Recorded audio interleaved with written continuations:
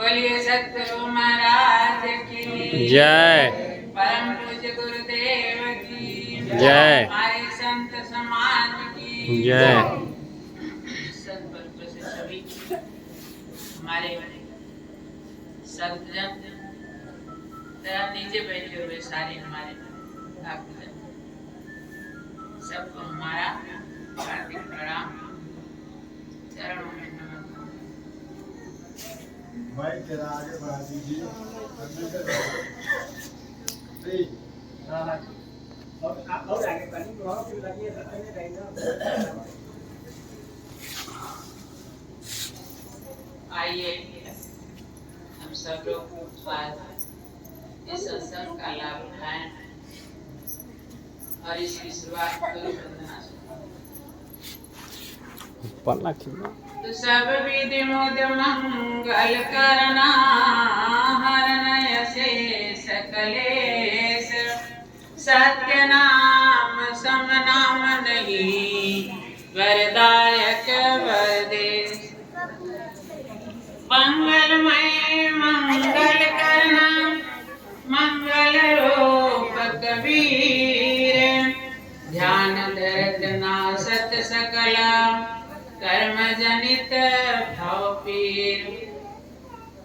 तो बंदौ सत्य कबीर के चरण कमल सिर नाय, जासु ज्ञान रवि कर निकर भ्रम तम देत नसाय। भ्रम छोड़ाय पथ विकट के निकट लखाय हो राम, ऐसो गुरु को कीजिए कोटि कोटि प्रणाम। तो गुरु की महिमा कह सके कैसी मति मोरे, विनय सहित वंदन करूं चरण कमल कर जोर। बोलिए सतगुरु महाराज की जय।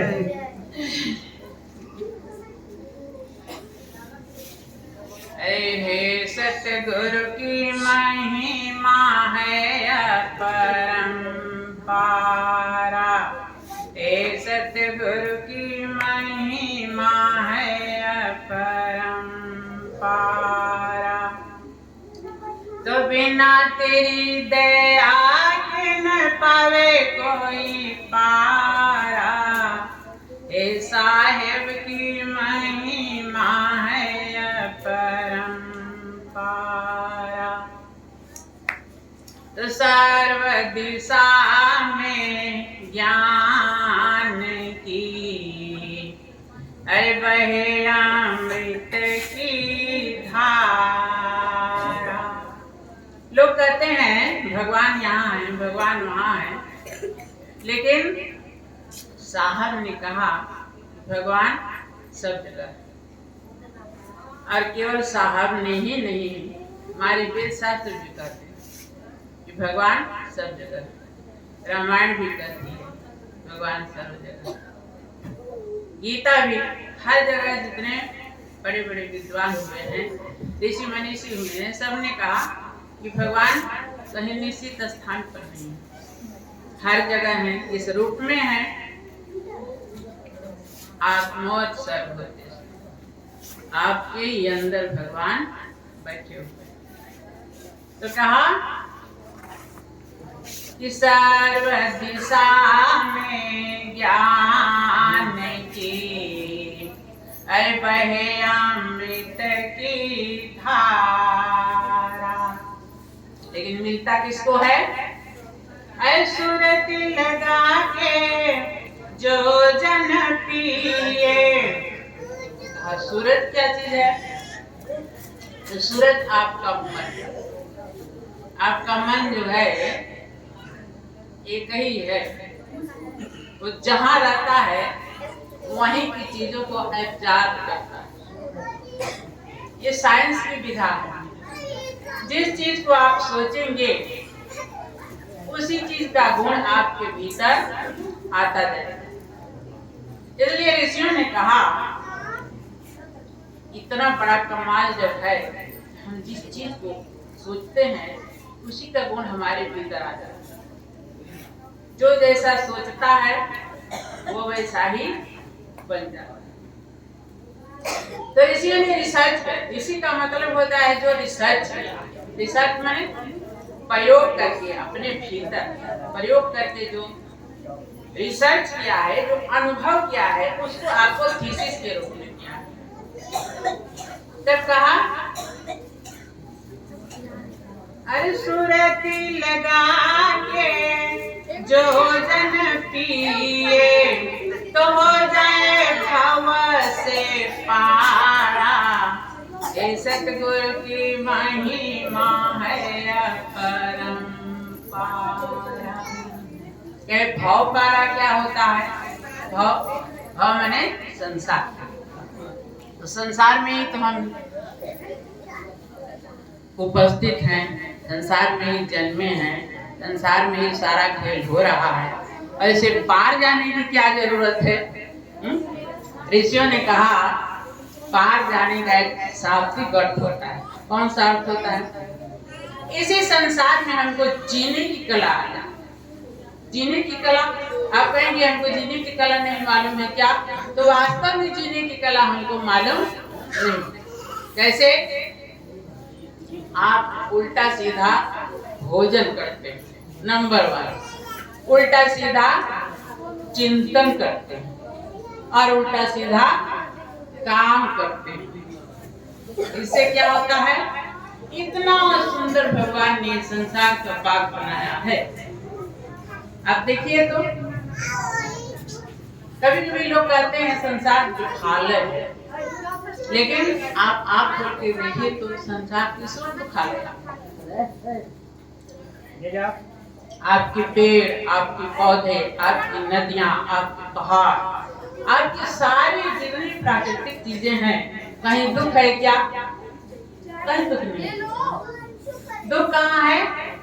आपके भीतर है, क्योंकि आपने जीने की कला नहीं सीखी, आपको जीने की कला नहीं आती है, इसलिए आप दुखी हैं। कैसे दुखी हैं? तो उल्टा सीधा भोजन करते हैं तो आप रोगों को न्योता देते हैं, आप बीमार पड़ते हैं। उल्टा सीधा चिंतन करते हैं तो सबसे पहले तो चिंतन का असर आपके दिमाग में पड़ता, जहर बनता। यहाँ जो है 2 in 1 मालिक ने ऐसी मशीन सेट की है जो एक साथ है तो एक ही मशीन, लेकिन 2 काम करती है।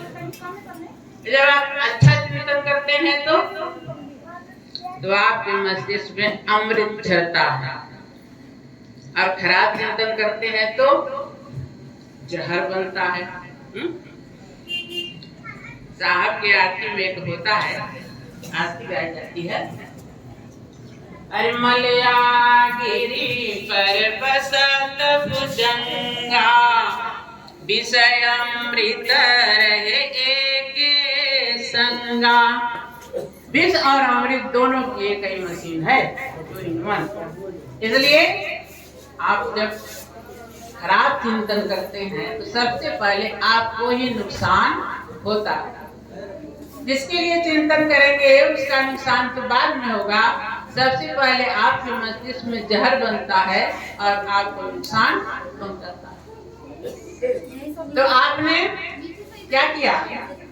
खाने का ढंग नहीं सीखा तो बीमार पड़ गए, और चिंतन का ढंग नहीं सीखा तो तमाम समस्याओं को खड़ा करेंगे।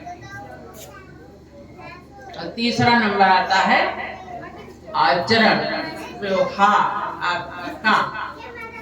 जो आप सोचते हैं वही आप करने लगते हैं। जब करने लगते हैं तो आप ब्रह्मांड में फैल जाता है, आप समस्याओं को जन्म देता है तथा तमाम तरह की आपदाओं को जन्म देता है। ऋषि महर्षियों ने क्या किया? ऋषि महर्षियों ने अपने सबसे पहले क्या? भोजन को ठीक किया। भोजन में आपका भोजन सात्विक होना चाहिए। जब आप भोजन पर कंट्रोल करते हैं तो आपका मस्तिष्क सही चिंतन करता है। जब सही चिंतन करते हैं तो आपके शरीर में से सही व्यवहार निकलता है, और जब व्यवहार निकला तो सब जगह सर्वे भवन्तु सुखिनः सर्वे सन्तु निरामयाः सर्वे भद्राणि पश्यन्तु मा कश्चित् दुःखभाग् भवेत्। किसी को दुख ही नहीं है, ना आपको दुख है ना संसार को दुख है। तो हमारी बात कहाँ हो रही थी, हम जीने की कला नहीं जानते, इसलिए हमको संसार जो है दुखाले दिखता है। ये जीवन जीने की कला कहाँ आती है? ये जीवन जीने की कला संतों के साथ आती है, संतों के पास आती है, गुरु के पास आती है। इसलिए अध्यात्म में सबसे पहला नंबर इसको दिया गया है संतों, गुरु को। चाहे जो भी शास्त्र उठा के देखिए, बस सबसे पहली शुरुआत संत और गुरु। जब आप अच्छे संत से मिले, जब आप गुरु से अच्छे मिले और उनसे आपका टच यानी संपर्क भी जान लीजिए, दो तरह का होता है। एक संपर्क होता है ऊपर से और एक संपर्क होता है भीतर से। भीतर से संपर्क कैसे होता है? अपने मन से उसको स्वीकार कर लिया। जब मन से स्वीकार कर लिया तो वहीं से आपका आध्यात्मिक खेल होने लगता है ना? वहीं से आध्यात्मिक खेल शुरू हो गया और तब आपके भीतर परिवर्तन होना शुरू हो जाएगा। तो कहा कि सुरती लगा के जो जन पिए, अरे हो जाए भव से पारा। ये सतगुरु की महिमा है अपरंपारा। अब यहाँ से आगे चलिए। तब क्या, जब सूरत लगी तो कहा, मनीषियों ने खोज करके कहा, ऋषि मैंने रिसर्चर, मनीषी मैंने मनन करने वाला, एक बार रिसर्च किया और उस पर दिमाग को लगा दिया। तब मनीषियों ने कहा कि जब हम संत और गुरु के पास जाएंगे, हमारा ये मन जो संसार की ओर दौड़ रहा है, वो कहाँ दौड़ने लगेगा? अपने भीतर दौड़ने लगेगा, क्योंकि भगवान आपके भीतर ही है। जीने की कला आपके भीतर ही है। जब आप उसको समझेंगे, जब आप उसको जानेंगे, तब तो कहा कि भगवान का क्या मतलब है? तो भगवान कोई ऐसी वस्तु नहीं है जो लटके हुए हैं और आप जो है वहाँ जाके उनको अपने वही रोज की जो रोजमर्रा है चापलूसी बचाएंगे और भगवान आपको खुश होके आपको निरोग कर दोगे, आपके बच्चे ले लेंगे, आपके फलाना ठिकाना दुनिया। तो कहा ना, ऋषि के पास जब आप जाएंगे, गुरु के पास आप जाएंगे, तो आपको कला सिखाएगा, और जब कला सिखाएगा तो भगवान का असली रूप बताएगा। क्या रूप है? आपके भीतर जो बैठा हुआ। लोग कहते हैं कबीर साहब दाढ़ी जटा वाले थे, कबीर साहब आए ये कहे, कबीर साहब आए वो कहे, लेकिन कबीर का शाब्दिक अर्थ होता है कायम में जो वीर बोलता है उसको कहते हैं कबीर। तो आप वास्तव के कबीर से मिले, जिनका कोई रूप रेखा नहीं, किस रूप में है? तो कहा शून्य समाधि में जो बिल से निर्विकार निर्धारा। तो शून्य समाधि, शून्य वाला परमात्मा, प्रकाश वाला परमात्मा जो आपके भीतर बैठा है। कहा कोई प्रमाण? तो तुलसीदास ने कहा परम प्रकाश जरे दिन राती ने कोई चाहिए दिया और बाती। परम प्रकाश आपके भीतर बैठा हो। गीता कहती है ईश्वर सर्वभूता नाम हृदय से तिष्ठति। किस रूप में? ज्योति के रूप में, प्रकाश के रूप में। तब जब आप देखने लगेंगे शून्य समाधि में जो बिल से निर्विकार निर्धारा, तो दास दास लक्ष्मी गुरु शिष्य भय, शून्य शून्य एक तारा, ये साहेब की महिमा है अपरंपारा। हे सतगुरु की महिमा है अपरंपारा। जब शून्य समाधि आपकी लगेगी तो ऋषियों ने कहा रिसर्च करके कि जैसा सोचता है वैसा बन जाता है। तब आपका खेल वहाँ शुरू होगा। तब आप शून्य में जब जाने लगेंगे तो आप आंतरिक शक्तियाँ जगेंगी। जो ये आपको शरीर अमूल्य हीरा मिला है, ये शरीर हीरे से भी कीमती है। हीरे की तो हम पैसा देकर खरीद सकते हैं, लेकिन ये शरीर हम पैसा देकर नहीं पा सकते हैं। ये परमात्मा ने हमको गॉड गिफ्ट दिया है, उपहार दिया है। कबहू करी करुणा नर देई, अरे देते है तो बिनाई सने। मालिक ने आपको दया करके शरीर दिया है। तो ऐसा शरीर है अपने हमको रोगी हैं, हमारी तो तमाम समस्याएं हैं, हम तो दुखी हैं, दुखालय में पड़े हुए हैं, तो कहा कि नहीं। ये शरीर बहुत सुंदर है। देवताओं को भी ये शरीर दुर्लभ है। ऐसा मूल्यवान शरीर आपको कहा। साहब ने कहा ठटरी छाड़ी चला हो बंजारा, ये ठटरी में हीरा मोती आही में परखनहारा, या ठटरी में बाग बगीचा यही में सींचन हारा, ऐ ठटरी छाड़ी चला हो बंजारा। इतना सुंदर आपका ठटरी, आपका ये शरीर, जिसमें 5 तत्व, 3 गुण, 5 कोष, तमाम सारी रिद्धि सिद्धि, सारे देवता, सभी चीज आपके भीतर ही है। कहीं कोई बाहर चीज नहीं है। बाहर है तो आपको उसकी प्रतिमा, फोटो दिखाई गई है, और उस फोटो से आपको कुछ मिलना नहीं। जब आप अंदर की चीज छोड़ के बाहर की चीज पर जुटे रहेंगे तो आपको कुछ नहीं मिलेगा। जहाँ है, साहब ने कहा कि जहाँ चीज है अगर आप वहाँ ढूंढेंगे तो वहीं मिलेगी, दूसरी जगह ढूंढने से मिलना नहीं। तो कहा हम लोग का कहाँ भजन चल रहा था, दास लक्ष्मी गुरु शिष्य भय। तो गुरु क्या था? गुरु का रूप परम प्रकाश, और शिष्य का भी रूप परम प्रकाश। तो गुरु गोविंद और शिष्य मिली, अरे किन्ना भगति विवेक, त्रिवेणी धारा बही तो आगे गंगा एक। जब गुरु और शिष्य दोनों मिले, परम प्रकाश शून्य शून्य में मिला तो क्या बन गया? शून्य बन गया। शून्य में से शून्य निकला तो शून्य बन गया। शून्य का शून्य में गुणा किया तो शून्य बन गया। शून्य का शून्य में भाग दिया तो शून्य बन गया। तो ये शून्य क्या है? पूर्ण काम है। ये शून्य जो परमात्मा का स्वरूप है, ये पूर्ण काम है। इसी में से सारी दुनिया विश्व ब्रह्मांड इसी में से पैदा हुआ है, इसी में समा जाता है। हर चीज इसी का खेल है। जब आप उस शून्य समाधि को समझेंगे, शून्य समाधि में घुसेंगे, तब आप भी क्या हो जाएंगे? गुरु शिष्य मिले, अरे शून्य शून्य एक हो गए, एक हो गए।